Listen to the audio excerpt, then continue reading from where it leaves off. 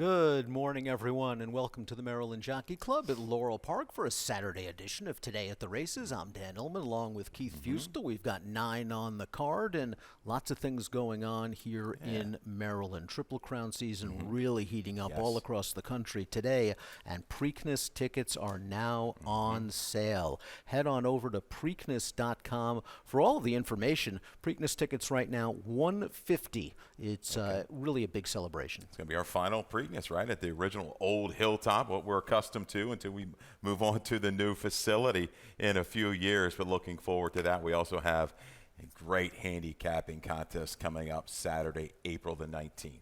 Really looking forward to the Preakness Preview Day right here at Laurel Park. Going to be a big day of racing. The Federico Tessio, of course, the win and you're in for the Preakness. You've got the Weber City Miss, the win and you're in for the Black Eyed Susan. $250, I believe, is the $500. $250 for the for the prize money. $250 for the live money bankroll on the tournament. Let's take a look at the weather conditions. It's a beautiful day here in Maryland. One of our better days the entire year. And Keith, enjoy it because it's going to get cold tomorrow. Yeah, we have a little sharp decline in the temperatures tomorrow, but enjoy this while you can. Please get out there, get out on the apron, enjoy the live action. 63 degrees right now. Mardi Gras celebrating today as well, so we got some food specials and everything like that downstairs, so please partake in everything we've got to offer here at Laurel Park. Especially our 9-race program, because we had prices galore yesterday, and perhaps we'll have some more big prices today. Let's kick things off with race number 1. We're going 3/4 of a mile. This is a condition claimer, 7,500 down to 6,000. Scratch the 6, Shake It Baby. This is the first leg of the low takeout value pick 5, and the takeout is low. 12%, 50-cent minimum wager, a great bet. It is a very, very good bet, and you saw the payouts yesterday. I mean, did we have one, I think, in over 10,000 and one like 5,000 or 6,000? I'm going to make a little adjustment here, guys. I'm going to give you a couple seconds. In this first race, there was a key late scratch of the 6, Shake It and Baby. So I'm going to add the 2 La Visa to that ticket. 4 times 7, right? It's going to be a $28 ticket. No, it's going to be a little less than that. It's going to be $24 when it's all said and done, because we did have a scratch in race 3. So 1, 2, 5, 8 to get you started. We'll come back with a fresh taker. We're going to single the 5 in race 2, Biravino Boulevard. Race 3, the all button, wide open in there. Race 4. Looks like Frecci D'Argento or Haley B, and they're going to be shorter prices. We finish it up with a single, another short price. Scratch the plain one, Big Shot Vegas. We're going to use Aikman's double. Holds there for Jamie Ness at a 4 to 5 line. Shorter price, but yeah, it's going to end up, I think, being a $24 ticket. We'll have you updated here shortly. Let's kick things off with race number 1. And the question I have to ask you before we start talking about our top picks is La Visa just loose today? And if that's the case, is it her day? Because when she gets on the lead, she's very dangerous. Something tells me she didn't care for the wet track last time. No.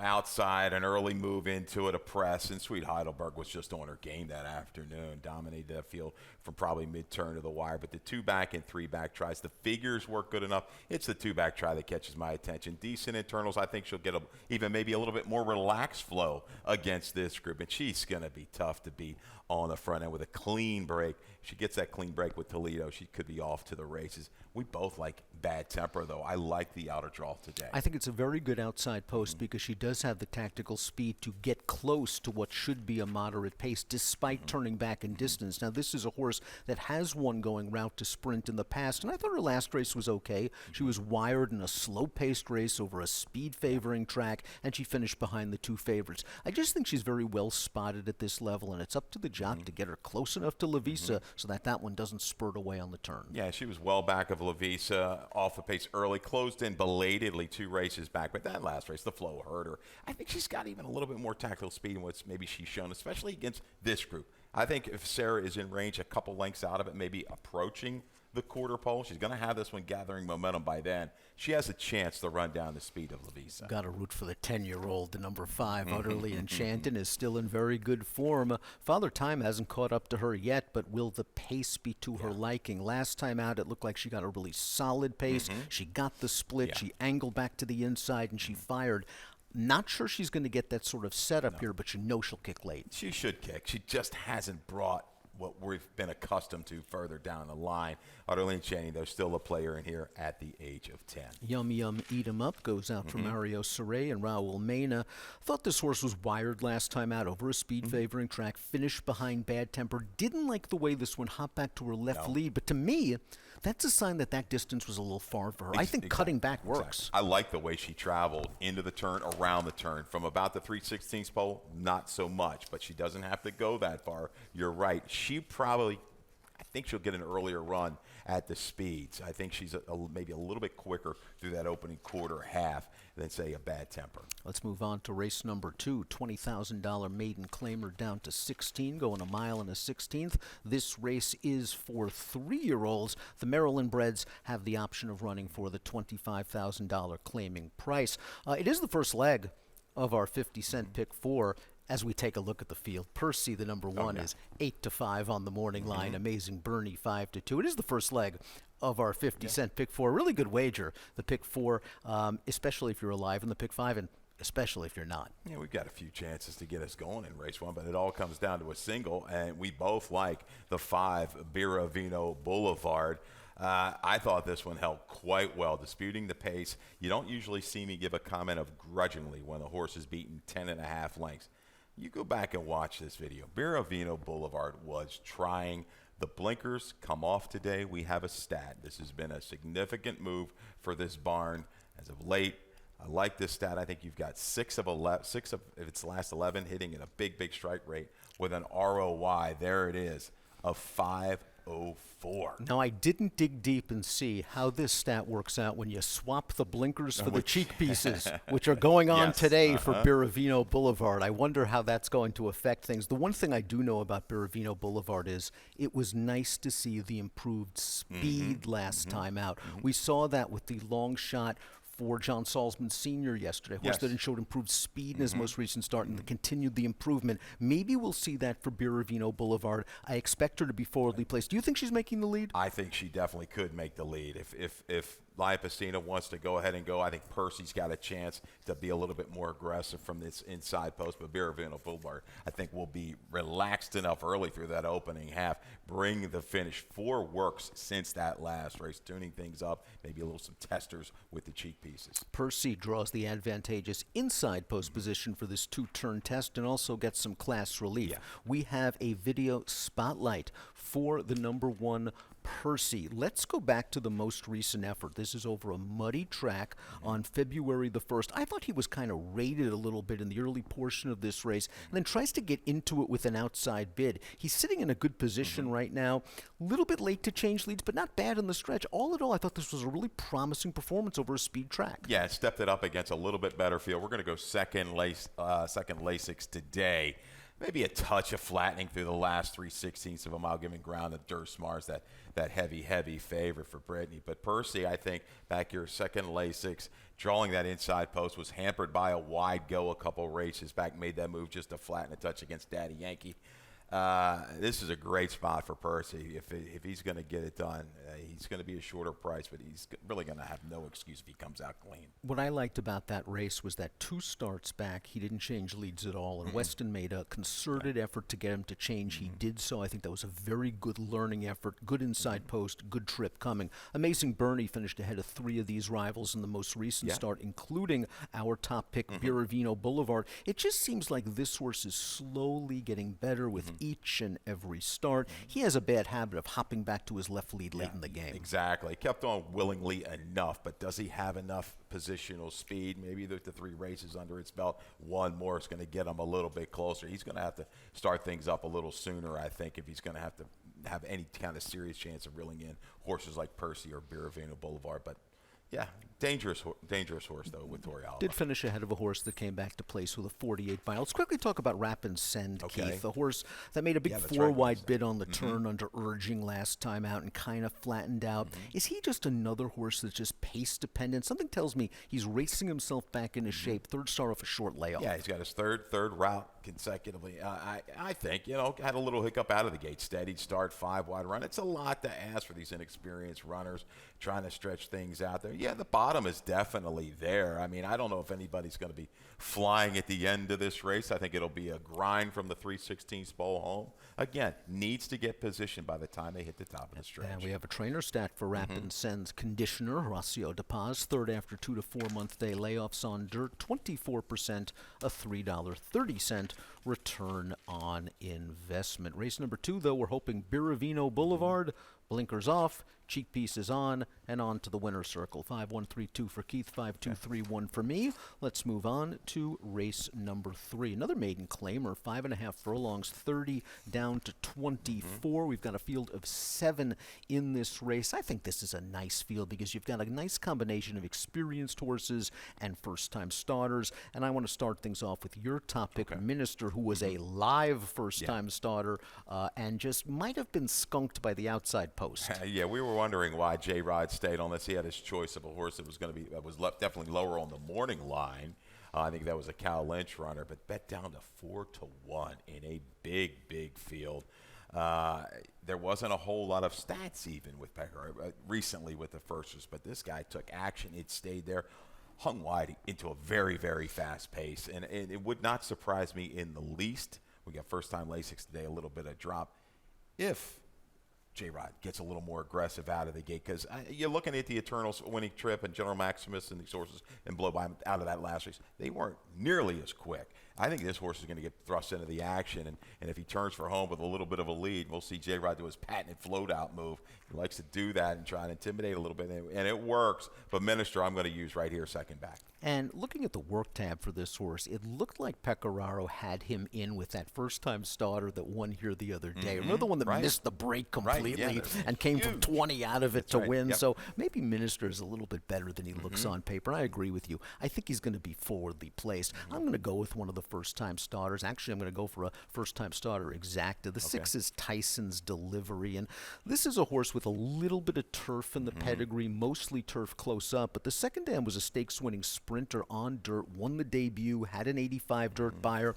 I trust Robbie Bales in these situations. He's a very underrated trainer. We have a trainer stat for Tyson's Delivery. First-time starters on dirt, 3 for the last 10, $2.86 return on investment, and it looks like one of the workouts, the one on February the 23rd, matches up with El Delary, who's running a little bit later. Now, I don't know if they worked in company or not. I didn't see the work, but if you think they did, El Delary's a good horse. He's a pretty nice horse, no doubt about it. I just saw that little bit of turfy lean, maybe a synth. We'll see Colonel John Bottom's side, maybe a little bit longer.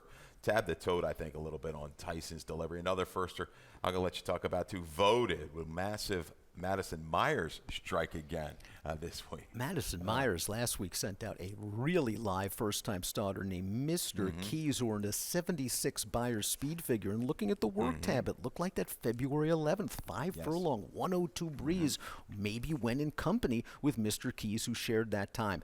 If he runs the race Mr. Keys runs, it's over. We were wondering if Sheldon would ride this one, but you talked about Sheldon. He's out of town. Goes to Chavez. Interesting. Another one.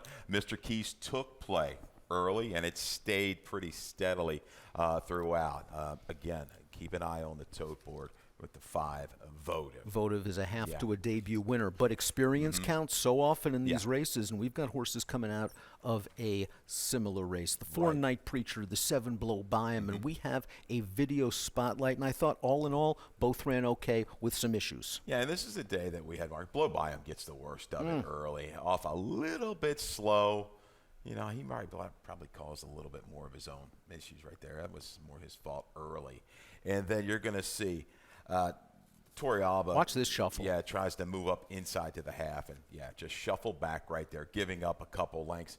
He's going to be able to work out a trip, getting to the outside, a little bit of bumping late past the 8th pole when Night Preacher was angled off the inside, but we'll take it from here. Yeah, Night Preacher's down on the inside in the pocket right now looking for room. We've already seen the trouble for Blow By him. Really, the only thing Torrealba can do right now is get to the outside. So we've got Night Preacher waiting for a seam. Blow By him is starting to gear up, but has a lot to do turning into the stretch. And all in all, keep an eye on Blow By him and Night Preacher. Night Preacher just has nowhere to go at this point. Has to get to the outside. He's going to sideswipe with another horse. This just doesn't work out. And as for Blow By him, while he doesn't change leads in the stretch, look at the determined run after the early trouble, and they basically finish heads apart. Yeah, General Maximus is hanging around. Winning Trip took it a long way, just past the 16th pole. So if you think that track favored a little bit more of the closing type, Winning Trip, you might bump up a little bit as well as General Max. Very difficult for me to separate the horses that come out of that race. Blow By him certainly had a little tougher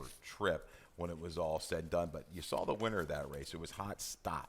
That was a horse that Minister finished in front of in debut. And I do think Minister is going to get to the front. That's your top selection, 3, 7, 5, 6. I'm going with the firsters, 6, 5, 7, and 4. Let's move on to race number 4. It's a one-turn mile, long stretch to the second wire. Let's scratch the 4. Cora's Choice leaves us with a field of 6. Haley B, the number 7, is the 8-5 morning line favorite. This is the first leg of the 20-cent Chesapeake Pick 6, and we've got a pretty solid carryover going into today, 5,600 and change into the 20-cent Chesapeake Pick 6. Pick the first place finisher in each of 6 races, and if you're the only one, you get the gold at the end of the rainbow. You take it down, Mardi Gras time for everybody. That's right. Jambalaya, get the beignets. It'll be fun. The cocktails will be flowing if you take down that Chesapeake Pick 6. It's an interesting race here. As we talked about, scratch the 4, Cora's Choice in race 4. It looks like the road's going to go through Haley B.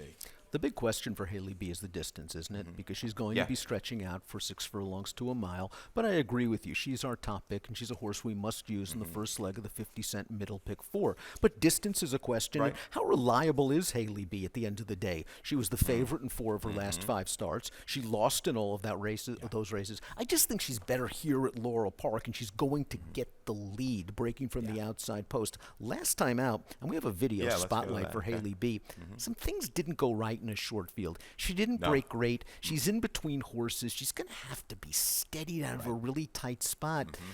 And in a 4-horse field, it's just a lot to ask for a horse that likes to be forwardly placed to overcome a poor start and a steady. And all in all, Haley B runs really well. Yeah, she ramps it up. She gets altered out to about the 4 or 5 path, begins this circling run under pressure. I like the no quit. You know, she just kept on grinding and gave up a lot in this race for the opening quarter, 5/16 of a mile. But she'll show some heart. Yeah, she's been beaten as the favorite. You have to go back to her last win, which came over the surface at 7 when she did it, just battling on the lead and then drawing away. I envision a similar trip. Maybe Beach Island, second off the break, showing some speed close enough to those internals last time. But I think Haley B can kind of try to throw a knockout punch once they turn for home. And here's Jamie Ness recently going sprint to route, 15 for the last 53, 28%, 243 ROI. Does it concern you that this is a talented 7-year-old mare that's been through some good barns? Dale Bennett, Brittany Russell, Jamie Ness, and this is start number 21, and this is the first route time appearance. Yeah. Does that worry you? Did they miss something? Not as much against this group. When I go back to the 7/8 of a mile, I think she can stretch it another furlong here. Yes, we've got the longer run. It is a little concern. If I remember Red's Round Table, wasn't that all speed going back? I thought that horse ran around here. So maybe that's the case. I think if she gets enough of a relaxed flow, and Beach Island isn't too much of a pest through that first half or 5/8, she's going to be tough. But Freshie D'Argento, to me, looks like the one that's going to bring the legitimate kick from off the pace. And this one was beaten as the odds-on favorite last time out, but she was wired in a very slow-paced race over a speed-favoring track. And I just think the pace will be a little bit more honest for her this time around. Now, she hasn't won a race since 2023 and has been settling for a lot of minor awards, 10 seconds in her career. But I agree with you. I think she's got the best kick. quick. They took the blinkers off last time. We showed you the stat earlier with a blinks off move. We might have used it for Freccia D'Argento last time, but she did run well where Rumit had the run of the race up top. Jockey Hamilton had his choice of Freccia and the one Brooklyn Girl and lands here. Let's talk about the number 2, Watch Your Tone. We've got a trainer stat for Rudy Sanchez Salomon. First after the 2 to 4 month layoff on dirt, recent numbers are good. 21%, a $3.61 ROI. What's good to see is that this horse has run well fresh in the past off of layoffs. I just am curious to see what we get from her going a mile off the layoff. Another horse, you look at her record at Laurel Park, it's pretty good. Yeah. 6 for 16, 4 for 10 for 16 in the money. It's real good. And you know, if this barn kind of ramp her back up a little bit, I think she can get forward position. She could get a little bit of maybe a covered up trip that could carry a little bit around the turn as well, bringing a finish. She's capable, I think, here at the 1 mile distance. I know Dave Rodman likes Beach Island a little bit, and I can see it. Second off the layoff, stretching back to a more comfortable distance. That last race was not bad at all, considering she was facing some solid competition off the layoff. Kerry Raven had a winner here recently. Yeah, I was ready for her to pack it in for quarter pole, doing that chasing. Yeah, they didn't go super fast, but showed grit, showed a little tenacity late. Just really not give up much position. A definite user here underneath for me. Let's take a commercial break. When we come back, it's late pick 5 time with a low 12% takeout. Baltimore! To the city of Baltimore, to all the fans watching around the world, riders up! They're off in the Preakness. All eyes of the world will be on Baltimore. They're head-on-head. Seabiscuit leads by a length. Seabiscuit is the winner. And it was a powerhouse race again by the big, strong Secretariat. Sunday Silence takes the lead at the quarter pole. American Pharaoh, phenomenal in the Preakness. And the filly did it! Rachel Alexandra!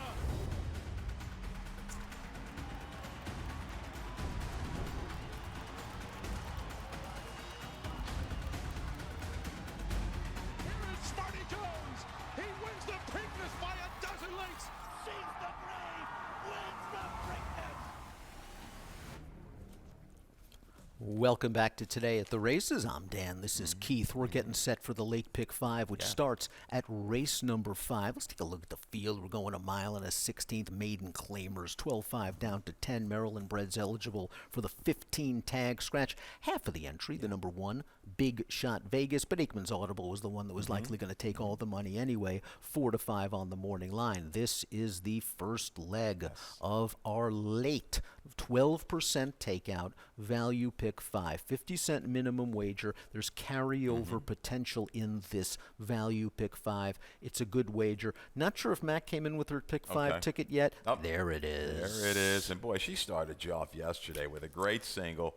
Though she didn't catch the whole ticket, but hopefully, as I told her, it's a wake up. So if you have some people that like to follow certain handicappers here, I hope you went in and bet a nice flat bet on Bill of Rights at a $16.20 return. Great pick, Mackenzie, there with Bill of Rights. So here's her ticket for today. Again, 12% takeout, 50-cent minimum, the late value pick 5.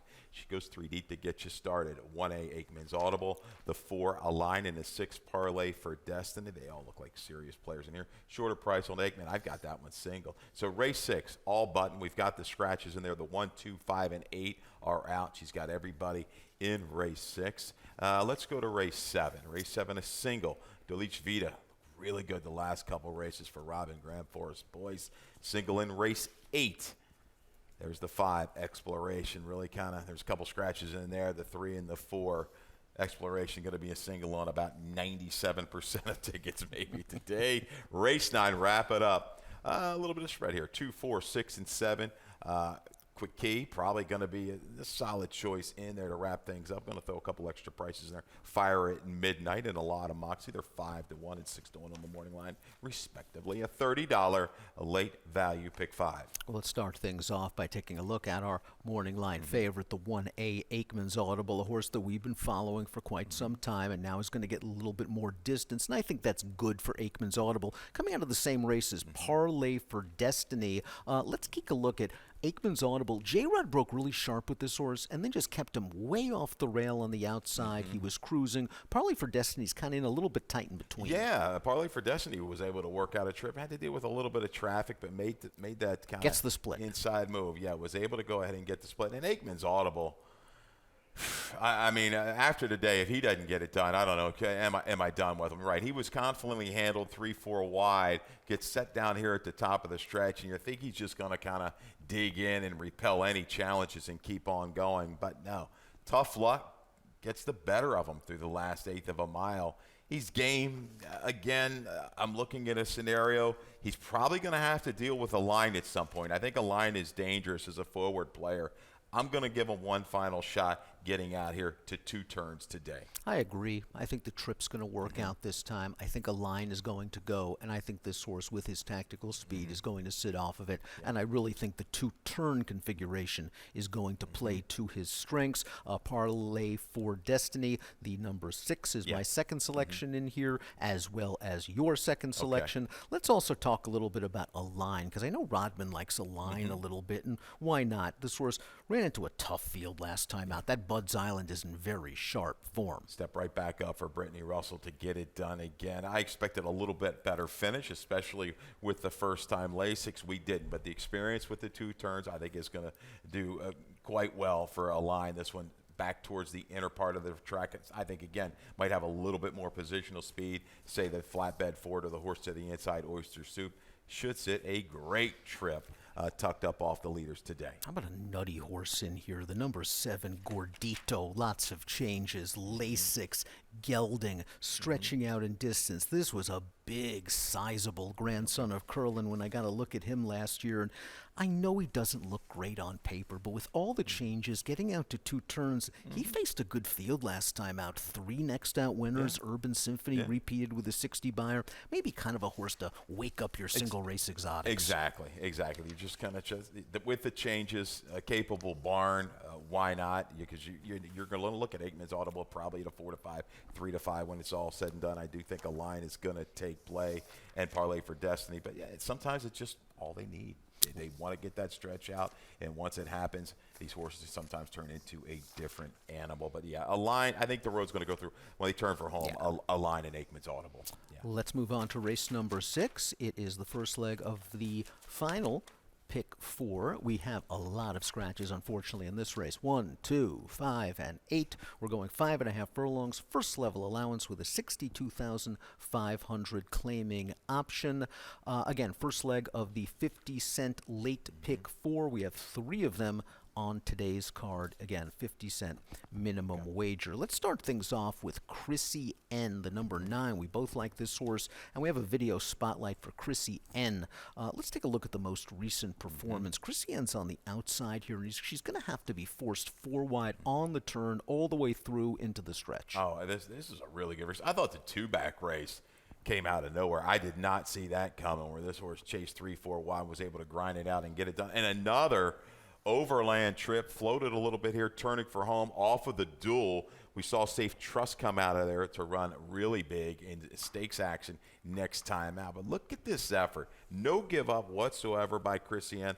Big jump in the buyer figures from a 50 up to a 69. Third Lasix. Talk about a filly that's figuring it out. Boy, I love the fight here through this last eighth of a mile. She's good enough for me. Just battle the horse inside. Malibu Hooch, another proven type. She's good enough for me here, right back. Shorter field should avoid trouble. Has to lay close. Let's maybe tuck in behind some horses and take it from there. You said it all, though. Yeah. I think this shorter field's actually going to work for Chrissy N, who I think is going to sit just off the pace, either outside and in the clear or tucking in behind horses, going the 5.5. In my memories, though, is no slouch. No. This is a 3-time winner, and maybe, just maybe, in my memories, didn't care for the wet going last time out, dueling with the 5-2 winner, then eventually tiring.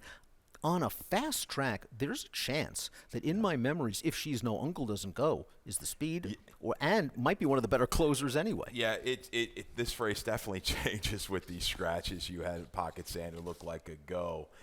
My note is here. Could they possibly take back, in my memories, a little bit? She got caught into that duel last time out. We liked her. It was just in the video that you saw. Safe Trust, Malibu Hooch, Chrissy N race just a fade. But you're right. She's versatile enough the only 3-time winner in this field.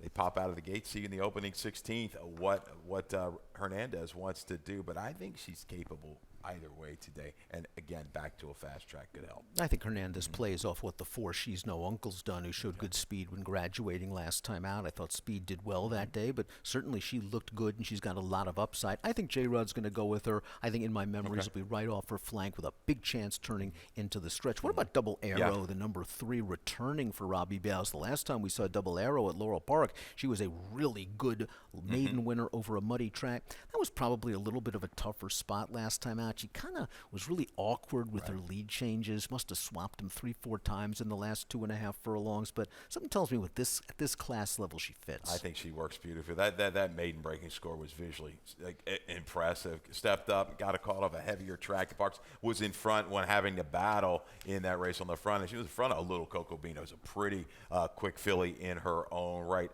Again, at 5.5, I don't think she necessarily needs a real riders race into the turn in race 6 and see how things develop out here. I think we know one thing. Chrissy Yen should be out in the clear, be able to make an easy assessment of what's going on up in front and then take it from there. And that's where we go. 9.736 for Keith, 9.376 for me. Moving on to race number 7. We're going a demanding 1 1/8. It's a 12,000 starter optional claiming event. Let's scratch the 5, Good Luck Chuck. We both like this horse a little bit as the potential speed. Now, with Good Luck Chuck out, does that make Delice Vida a horse that can get closer to the pace? Now, she certainly didn't need it last time out, as we see from this video spotlight. The pace wasn't very fast in this race with Delice Vida, and Delice Vida's hung out wide going into the first turn. This was an amazing performance to me. 26 opening quarter, 51-3. 4 wide, almost 5 wide there to the 7/8 pole, and then continued wide every step of the way, basically. And Forrest, at no point, look, she was completely unfazed. I was like giving her a little, what are you doing? This isn't like a normal Forrest kind of ride, but this guy, he relaxed. And maybe she said, I just don't want to get caught behind those horses around the first turn in the backstretch. And right here, leaving the 3/8 of the quarter. This is a horse that always had a lot of back ability, dropped down to this level, and Robin Graham took him, has done a good job. Just look at Forrest, really confident compared to all the other riders. They've got their horses off the bridle and are riding, and Delice Vida not only makes the lead here, but after losing all that ground, finishes it off. We see Rumjar down towards the inside, surviving the pace. I won't say battle when they go 26 and 51, but it was at least a contested pace up front. I am a sucker for Rumjar. I mean, we talk about it all the time. He's probably a Monmouth horse. They were trying to get aggressive with him last time out. I can understand that because the pace was so slow. I thought all in all it was an okay performance for him. I'm just not sure what kind of trip. I think I'd like to see him either get to the lead or if Delice Vida wants to go this time, sit second. But there doesn't seem to be a ton of pace in here. Well, and this is just an odd race now with Good Luck Chuck from a pace scenario because you figured he was going to go. Back with Robbie, he's won a lot of races with Good Luck Chuck. But now he's out. You got Yodel Iheo. Where'd that speed come from? Where'd it come from? Decided to send last time at the 1-turn mile. Went on with it. El Delari's been a little bit keener of late in hand and underrating holds with J-Rod prompting the last couple races. Really tough. Who's going to go? I cannot tell you. I'm going to trust Forrest here to go ahead and judge her through the first quarter. And then just please take it from there. This guy, at least he's proven he's run some races. He hasn't won at the mile and 8, but he's had a couple seconds and a third. I think he's going to be okay, just in really sharp form right now. I think those buyers are hedging back. He's not in those mid-80s like he used to be.